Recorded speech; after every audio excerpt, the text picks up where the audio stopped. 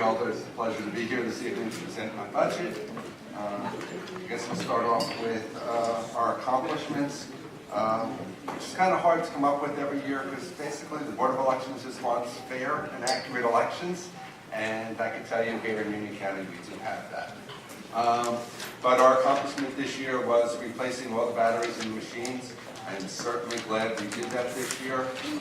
We got a call about 7:45 on election night from some frantic poll workers who were saying, the machine's saying low battery and it's beeping like crazy. It turns out they did plug the machine in, but they plugged it into an outlet that didn't work. So the machine ran all day on the battery. But because we had new batteries in there, we had no machine go down. And I'm certainly happy when I spoke to the company, they were like, no, it would have ran another half hour and then would have went down. So we would have made it through the whole election, even though we didn't get it plugged into an outlet that worked.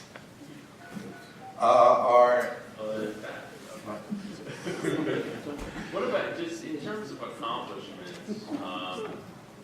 What's going on in the, our county clerk has made a tremendous push in terms of vote by mails. How has that impacted your office and your staff? Tremendously, and I'm going to get into that when I get into salary and the new position I mean, and some figures you don't that I do have. But I know, just looking at the numbers as a municipal chairman of a local party, I see spikes in these vote by mail applications, and I imagine that's taxing on your staff.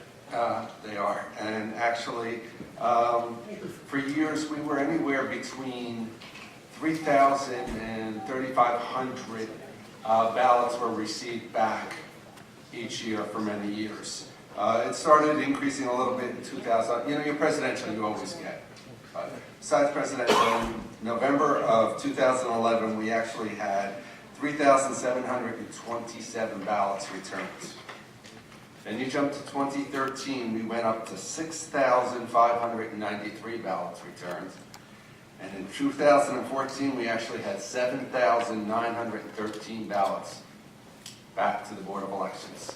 And so as you can see, it has more than doubled in the past 3-4 years. And also a lot of fraud has been. I can tell you this past year, we actually rejected 371 of the ballots. And that's part of why I was going to wait until we got the salaries, because I do have in our salaries to add, well, you'll say add one new employee. I do have to say back in, when I started in the early 80s, we had 35 employees plus our 4 commissioners. I took over as the head of the department in 2002. Beginning of 2002, we had 35 employees and 4 commissioners. As of today, we were down to 24 employees with the 4 commissioners. So I'm asking in our salary account for one entry-level person. Basically to do 2 duties. One of them is this mail-in. It's very easy for the mail-ins to come in, and I can say, okay, we got 150, everybody take 25, barcode them, boom. We can give everybody the list of who handed them in and be done. But we have to look for fraud. Not only do we have to compare the signature, we have to look at so many other things. It depends if they were hand-delivered or if they came through the mail. I mean, I don't want to give away all our secrets of everything we look at, but one of them is the handwriting on the ballot and on the outer envelope. And we have to be honest. So if everybody took 25 and did them, we would never have picked up what we picked up this year, which was a lot of the same handwriting on all these ballots, meaning one person was doing it and the ballots were eventually rejected. So that's why I'm asking for an entry-level person in this budget so that we can work on that. And also the barcoding. What that is after the election, everybody right away, who voted, who voted? Well, it takes us quite a while to upload that into the computer. It's not just, even if we just barcoded everything, it still takes us a couple of weeks. But we have to double and triple check everything. Once we have the books, we go through and we have to count how many people actually signed it and did they sign the right book, the right spot. Then we have to get out the voting authority slips that they signed, count them, make sure they match how many signatures we have. Then we have to go to the machine and make sure it's the same amount. So for example, we got a call from a woman in Scotch Plains who was very adamant, no, all the votes didn't count. I didn't hear the beep, we know the machine wasn't counting. We got her in there, we gave her all the slips, there was 108 slips, there was 108 signatures, there was 108 votes on the machine. Same thing with the school board candidate who kept saying, couldn't be because not all the votes were there for school board. Well, evidently, people didn't vote for the school board, they voted for the top of the ticket. And again, when they came in, it was 218 votes on the machine, 218 signatures, 218 voting authority slips. We were exactly on.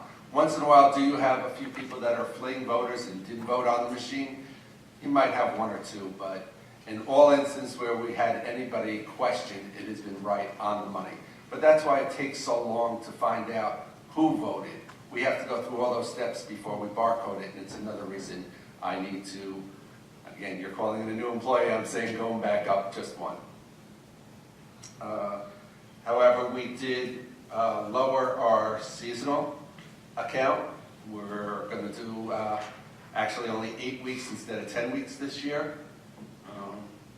Going back to our initiative for this year, one of them is, the one that we have is to get the new law changed in the state of New Jersey. If you remember, last year we had to move, or the year before, we moved all the money for the poll workers out of the actual O&E and had to put it in salary.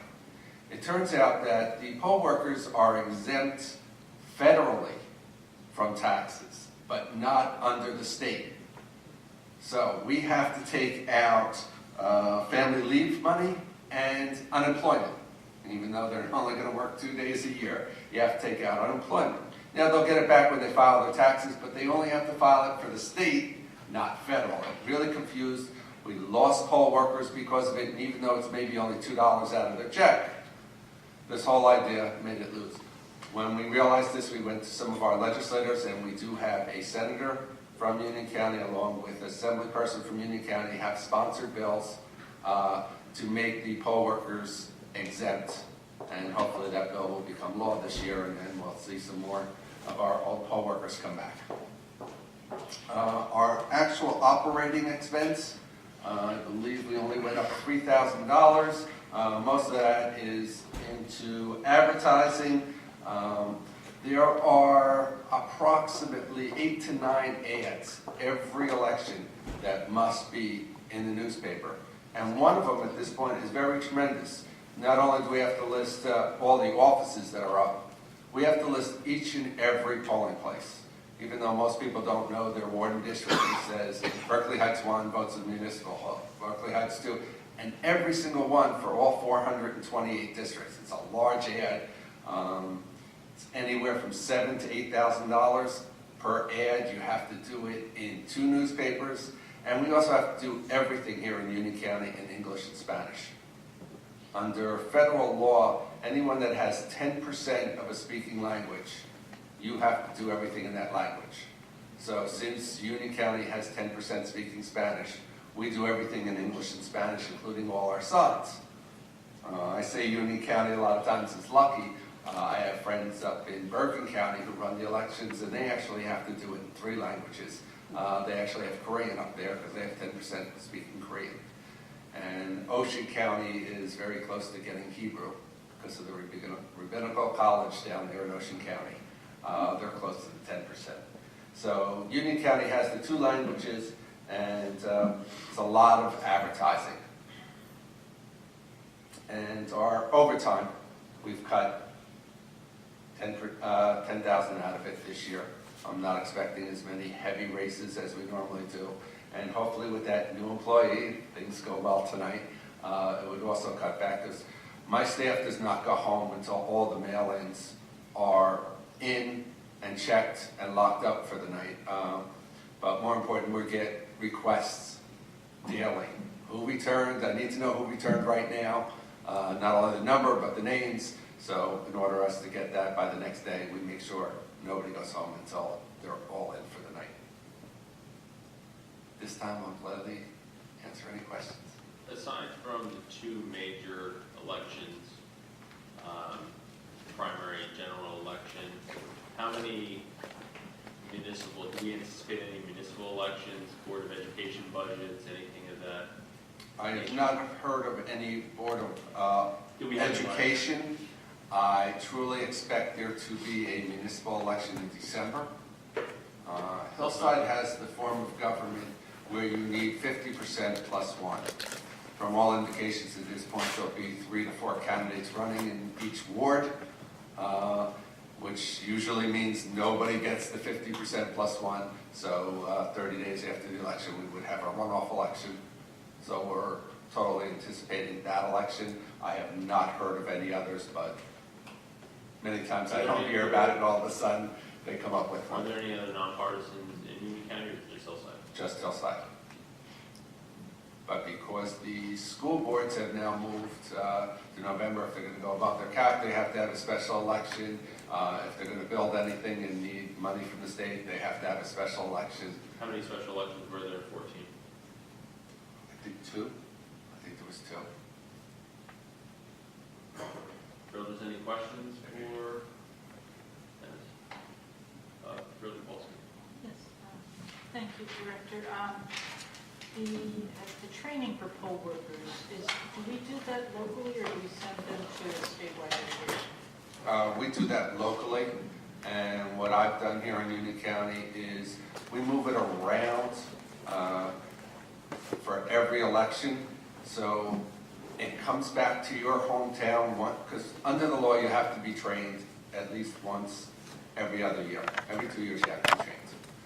If you always attend the training in your town, you will meet that criteria. So every election we pick about 6 or 7 different places and we go there. So, and then there's always somewhere in the area. So if I'm doing Westfield, the next time I do Plainfield, and then I'll do Scotch Plains, so there's always one up in that area. We always have them in Elizabeth because that's where we're located. We also always have it at the County College in Cranford. And then we also run some Saturdays and night ones.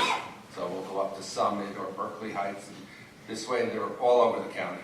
But it will come back to your town once every 2 years. And most of them I end up doing myself. Thank you. Thank you, Brothers. Brothers, any other questions for the administrator?